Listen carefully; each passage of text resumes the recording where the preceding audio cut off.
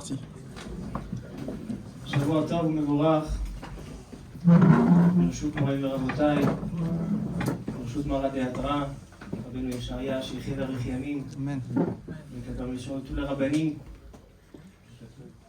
Je voudrais juste donner une petite explication sur la soirée, sur la Seouda de Melavé Malka. Dans le Shulchan Aruch, Orach Chaim Siman Shin, le Shulchan Aruch nous dit Esader Shulchano. Shulchan Aruch ne se mentionne pas en disant qu'il faut faire une Seouda, mais il dit qu'il faut dresser une table. Afilu enot tzarich ela lekazait. Et le Kaf HaChaim, Rabotai, il ramène des choses immenses au sujet de l'importance et l'impact de Melavé Malka. Par exemple, il dit le Kaf HaChaim au nom de Rabbeinu Elimelech qu'une femme qui mange tous les Motsai Shabbat, Melavé Malka, Mouftach là, elle a une promesse que tous ses accouchements se dérouleront dans la plus grande facilité. Encore, ramène au Kaf HaChaim que dans le Zohar HaKadosh, il est ramené que Melavé Malka, la Seouda de Melavé Malka, elle vient nourrir un os particulier qui s'appelle l'ouz. Qu'est-ce qu'il a de particulier cet os? C'est que de tout ce que l'on consomme pendant la semaine et même pendant le Shabbat, notre corps profite de ce qu'on consomme. Mais Etzem Halouz, cet os, ne profite pas d'aucune achila, d'aucune consommation. Seulement de Melavé Malka. Et qu'est-ce qu'il a de particulier cet os? C'est que cet os-là, il est indestructible. Même si Chas Veshalom, le corps est brûlé, il restera. Le corps est écrasé, Chas Veshalom, il restera. Et la Atid Lavo Triat Ametim, la résurrection des morts se fera de cet os-là.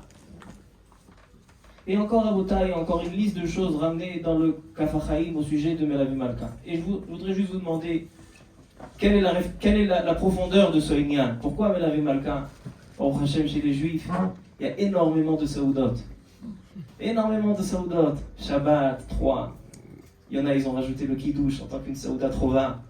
Il y a Baruch Hashem, et encore Melavé Malka, Marayon. Alors à Botaï, je pense que ce Melavé Malka, il est tombé Mina Shamayim avec la Parashat Shemot, Motsai Shabbat Parashat Shemot. Pourquoi? Seoudat Melavé Malka, elle est appelée Seoudato Shel David Amelech. Et dans la Parashat Shavua, si vous regardez le Baal HaTurim, tout le long de la Parasha, sans arrêt, il ramène des parallèles entre Moshe Rabbeinu et David Amelech. À tel point qu'il dit le Baal HaTurim, où cache Moshe les David. C'est-à-dire que vraiment, ils ont un parallèle entre Moshe Rabbeinu et David Amelech. Quel est ce parallèle? Moshe Rabbeinu, lorsqu'il va naître, Yocheved va voir Vatere Oto Kitov Hu. Dit Rashi, la Gemara dans Megillah, Ra'ata or nitmala habayit kulo ora. Toute la maison s'est remplie de lumière. Ensuite, lorsque la fille de Paro va rencontrer pour la première fois Moshe Rabbeinu, Vatere od etanar shechina imo. Elle a vu que Akadosh Baruch Hu réside sur cet enfant. Dans le Midrash encore, il est rapporté que Moshe Rabbeinu nolad mahoul. Il est né déjà, il n'y a pas besoin de faire la brit mila. Qu'est-ce que c'est tout ça?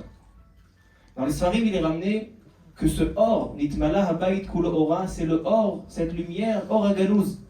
Cette lumière qui a été cachée lorsque Adam Arishon a fauté.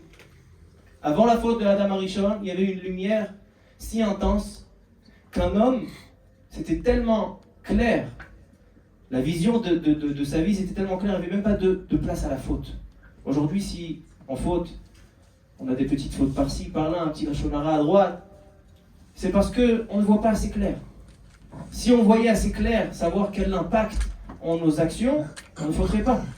Donc la faute, elle descend de là que, lorsque Adam Arishon a fauté, la lumière a diminué. Et cette or aganouz, cette lumière qui est cachée, elle est cachée où?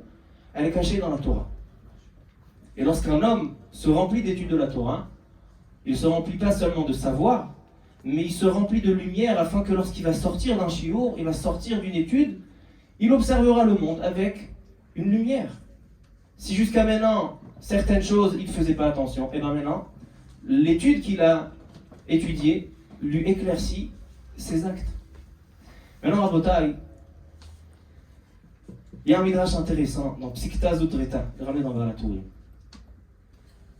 Am Israël, ils ont été libérés d'Égypte grâce à 2 mitzvot. Shabbat et Mila. Et la fin de la galoute est Ta'avdun et Ta'elokim, c'est le don de la Torah. Ces 3 choses, Shabbat, Mila et Torah, ont un parallèle. Le Shem Ishmuel en parle dans Shana Tafra Shain Vav. Il dit que Shabbat, Rachet Tevot Shabbat, Brit ve Torah. Quel est le parallèle? Il est connu, ce que nous dit le Sefer Yetzira, que tout ce qu'Akadosh Baruch Hu a créé dans le monde, c'est en parallèle Be'olam, Shana ve Nefesh. C'est-à-dire que lorsqu'Akadosh Baruch Hu va créer quelque chose, si la chose sera complète lorsqu'elle sera créée dans le monde, en Olam, dans le Shana, dans le temps, et dans le Nefesh, et dans le corps humain. Comme le Raphaël de Vologine, dans Nefesh HaChaim, il dit au nom du Gaon de Vilna, que Adam ou Olam Katan, l'homme, c'est comme un petit monde, parce que tout ce qui est dans la création du monde, se trouve dans le corps. Maintenant, Rabotai, avec ça je terminerai. Shabbat, Brit, et Torah. Quel est le parallèle entre ces 3 choses? La galoute, l'exil, dans la Kabbalah, il est écrit que l'exil descend de la faute de Adam Arishon. Et tout ce qu'on est en train de rectifier, de réparer dans cet exil, c'est pour redevenir et de retrouver notre statut de Adam Arishon, Kodemachet. Maintenant, lorsque Adam Arishon a fauté, il a fauté à cause du Nachash, le serpent. Le serpent, c'est aussi ramené dans la paracha, Moshe Rabbeinu va être puni. Puni du signe qui lui a été donné avec le maté et le bâton qui se transforme en serpent. Ramène Rashi que, puisque Moshe Rabbeinu a parlé du Lashon Hara qui viachol de Am Israël, alors Akadosh Baruch Hu lui dit Atatafasta umanuto shel nachash. Tu as utilisé l'instrument du nachash, le nachash akadmoni. C'est-à-dire que, qu'est-ce qu'a fait le nachash? Nous dit le Shem Ishmuel d'avoir Nifla. Le nachash, en fait, cette lumière permettait d'être proche d'Akadosh Baruch Hu, de voir Akadosh Baruch Hu, de vivre avec Akadosh Baruch Hu. Et lorsque l'homme a fauté, il a été éloigné du Gan Eden, il a été éloigné d'Akadosh Baruch Hu. Et c'est intéressant de voir que dans plusieurs sources, Paro Aracha, il est aussi nommé le nachash. Pourquoi? Parce que la Galout Mitzrayim représente de s'éloigner d'Akadosh Baruch Hu. Je ne vais pas rentrer dans les détails, on voit que Paro, il dit Li Ori Bani Asitini, c'est que même la nourriture, elle venait par lui. Il éloignait toute la création de son créateur. Maintenant, quel est le chemin pour gagner la galoute, pour gagner l'exil? C'est de se rapprocher d'Akadosh Baruch Hu. Comment on se rapproche d'Akadosh Baruch Hu? Comment on se reconnecte avec Akadosh Baruch Hu? Alors on a 3 connexions. 3 connexions qui sont dans le Olam, dans le monde, dans Shana, dans le temps, et dans le Nefesh. Dans le Olam, dans le monde, c'est la Torah. Lorsqu'un juif étudie la Torah, il fait résider Akadosh Baruch Hu dans ce monde. Celui qui étudie Shechina Shora Alav. Alors ça, c'est dans le Olam. Le jour propice pour rattacher Akadosh Baruch Hu dans ce monde, c'est le Shabbat. Le Shabbat, un témoignage toutes les semaines qui se répète où chaque juif annonce Akadosh Baruch Hu, c'est lui qui a créé en 6 jours avec le Shabbat, c'est le temps. C'est la présence d'Akadosh Baruch Hu dans le temps. Et enfin, la présence d'Akadosh Baruch Hu dans le corps, dans le Nefesh, c'est la Brit Mila. Voici les 3 éléments qui ont réussi à faire sortir Am Israël d'Égypte. Et vous savez que tous les exils puisent leur énergie, leur force de Galout Mitzrayim. Et nous, on doit s'imprégner des enseignements de Galout Mitzrayim pour savoir comment nous, à notre niveau, dans notre exil, on doit sortir de cet exil. Et ce sont les 3 éléments. Rachet Tevot, Shabbat. Shabbat, Brit, Torah. Maintenant, Rabotai, Moshe Rabbeinu, il était comme Adam Arishon Kodem Achet. Il est né avec cette lumière de Or HaGanuz qui n'a pas été encore cachée. Il est né Mahoul comme Adam Arishon. Il n'y avait pas de Shoreshara. La Brit est venue suite à la faute du Nachash. Moshe Rabbeinu, c'est quelqu'un qui vient avec une proximité avec Hachem, avec un chibour, une connexion avec Hachem, qu'on ne peut pas trouver chez aucune autre personne. Et c'est lui qui va faire descendre la Torah, qui va rattacher Am Israël à Kadosh Baruch Hu par la Torah, Israël ve'oraita ve'kudsha berichu kula chadu. C'est Moshe Rabbeinu. Et c'est ça le parallèle Rabotai avec David HaMelech. Et c'est ça la Saoudat Melavé Malka. La Saoudat Melavé Malka, elle vient suite au Shabbat. Adam Arishon a fauté Erev Shabbat. Shabbat, c'est les Otiyot Teshuvah. Adam Arishon, il est revenu vers Akadosh Baruch Hu le Shabbat. Mais la Malka, elle a une particularité que lorsqu'un homme sort du Shabbat, sort de 24 heures de Shabbat, alors il se trouve en proximité avec Akadosh Baruch Hu. Et c'est ça le repas de Saoudat Melavé Malka. C'est pour ça peut-être que le Shulchan Aruch, il dit Yesader Shulchano, il ne dit pas de faire une Saouda. Parce que David HaMelech, il dit Mizmor le David, Hashem roye lo ersar, ta'aroch lefanai shulchan neged tzorerai.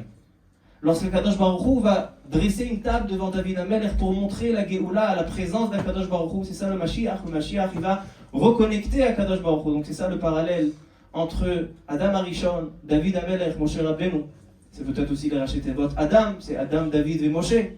En tout cas, Rabotai, le Yesod, l'enseignement, il est que ce repas de Saoudat Melavé Malka, elle vient suite à un Shabbat. Suite à un Shabbat, on s'est rattaché à Kadosh Baruch Hu. Ça, c'est la Saoudat Melavé Malka. Je veux terminer en disant que j'ai un grand mérite de faire partie de ce Beth HaMidrash, une petite partie, mais c'est un grand honneur pour moi de donner ce shiur. Baruch Hashem, j'ai fait le calcul que j'ai commencé l'année dernière par Parashat Bo, donc ça fait exactement une année. Donc il y a Olam Shana, Bezrat Hashem, Shigam Nefesh, la Torah. En tout cas, Rabotai, je vais vous dire que ce shiur, comme il y en a, ils ont dit, ils sont shlichim. Quand Rabbi Yeshaya, shlichim nous appelle, on est shaliach. Moi, je ne suis pas shaliach. Je vais vous donner un chidouche. Je pense que je suis l'élève le plus ancien dans cette salle de Rabbi Yeshaya Shlichim. Il y a 15 ans, je ne sais pas s'il y a un élève déjà de 15 ans, mais il y a 15 ans, j'avais 11 ans. Je préparais des mifranim, des contrôles à l'école. Et on avait, avec les amis de l'école, à l'Oefter, on s'était réunis pour aller étudier et préparer les mifranim en Gomara. Alors on a dit, il faut qu'on trouve un endroit calme. Alors on est allé au Beth HaMidrash de Rabbi Jaoui, là-bas en bas. Et on étudiait là-bas le soir, tous les soirs, 8h à 9h, je pense. Et Baruch Hashem, on met un midrash silencieux, il n'y avait personne, excepté d'une personne. Yehudi Echad Yeshal. Rabbi Yeshaya qui était de l'autre côté de la Mechitza, et dès qu'on avait une question, dès qu'on arrivait à un Tosfot, on ne comprenait pas la question, le Vim Tomar, le Viesh Lomar, tout de suite Rabbi Yeshaya il sortait, nous expliquait la Kushia, nous expliquait le Tirutz. Après par la suite, au-dessus de la synagogue de Rav Maman, on étudiait là-bas, je vais vous dire, il y a une personne qu'on peut apprendre de ses enseignements. Mais il y a une personne qu'on peut apprendre de son comportement, de la manière comment il étudie la Torah. Et lorsqu'il nous montrait cette importance, à chaque fois qu'on avait une question, tout de suite il sortait de son limoud. Bien évidemment, le limoud était bien plus profond que Gemara Rashi Tosfot des enfants de Kitazaïn à l'école.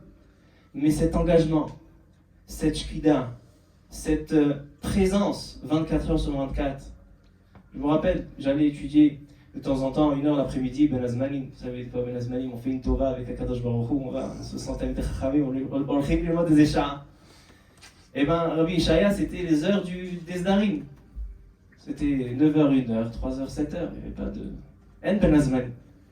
Et je peux vous dire, Rabotai, que quand on dit les Shiurim, c'est Beshlichutom, c'est pas Beshlichutom. Je me suis rempli de Sheifot en côtoyant Rabbi Yeshaya, et je lui remercie.